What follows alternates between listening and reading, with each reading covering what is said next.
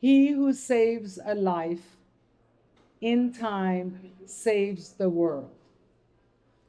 My husband Hassan helped me save the life of a young girl who was mortally ill and couldn't get a visa to come to the United States. Eventually, we got her here, and she was taken care of at Minneapolis Children's Hospital by the greatest heart surgeons and doctors in America.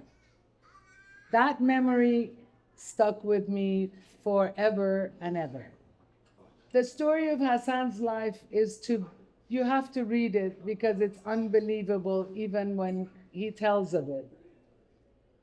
But I hope that you enjoy the book, and I hope that it becomes an impetus to help us in the cause of criminal justice reform.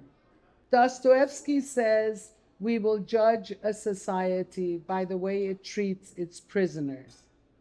On that account, we as Americans, with 5% of the world's population and 25% of the world's prisoners, come up short. And somebody asked me tonight, how long did it take you to write this book?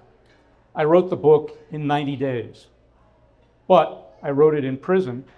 I had no computer, no access to the internet, no access to files.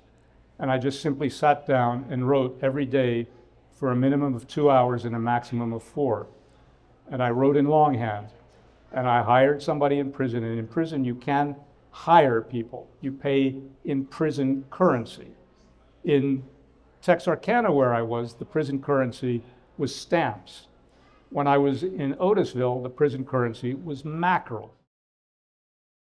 Because it's the arc of not only my life, but my family's life. And it starts with my grandfather leaving Iran in the 1870s, going to India, then China, and then my father leaving China at the time of the Second World War, coming to the United States, as he put it, as a diplomat by convenience.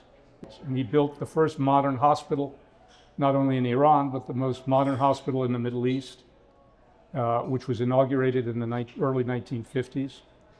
He built a nursing school, which was the first nursing school, again in the Middle East. He brought all the doctors from the United States to train Iranian physicians at the medical school, which he helped establish.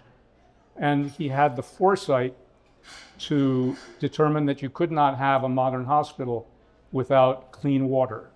And so he built and endowed the first piped water system in the country, which was built in Shiraz. And I got involved in politics in the United States in the 1990s with the Clintons, and worked probably on every major Democratic political campaign, both for president and for the Senate. We have far too many people incarcerated in the United States. And until and unless you find yourself in the crosshairs of the government, you don't know what dealing with the American criminal justice system is. So I sort of sheepishly wrote a letter starting, "Dear Nazi, I have been remiss." And, as a consequence, she wrote me back, and then I wrote her back, and the letters went back and forth for a month or so, and then she asked, "Do you have access to email?" I said, "Yes." So we started emailing back and forth. Then she said, can I call you? I said, "No, you can't call me, but I can call you." And we started talking. And she then said, "Can I come and visit you?" And I said, "I would be delighted if you came to see me." And so she started coming to visit me.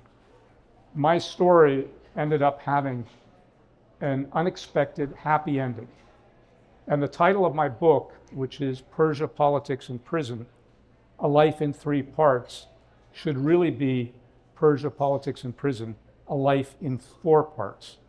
Because the 4th part is the happiest part with Nazee at the moment. Twice in my life, I've been forced to leave a home I'd never see again,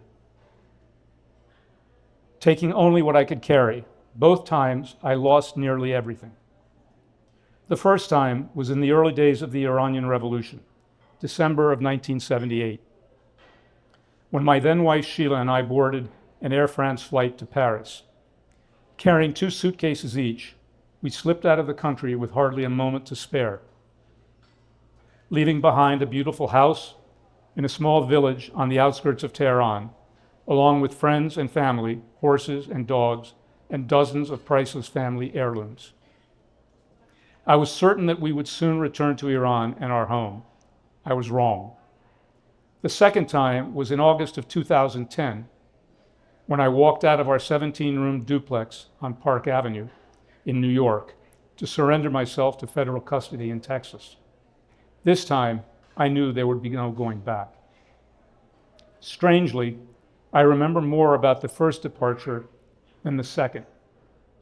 As our plane took off from Tehran and rose over the city, I was angry, deeply disturbed by the situation on the ground below, and concerned for friends and family we'd left behind.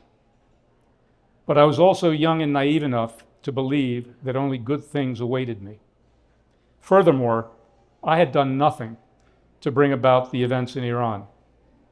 Later, I'd come to realize that I did share a kind of collective responsibility for the revolution. But at the moment, I considered myself, like millions of Iranians, an innocent victim of history. The second departure was a calmer and more personal event. I was not angry, nor was I naive. I was resigned, numb, and despondent. I was also 60, not 29, and I was unmistakably, personally, to blame. My forced exile was of my own making.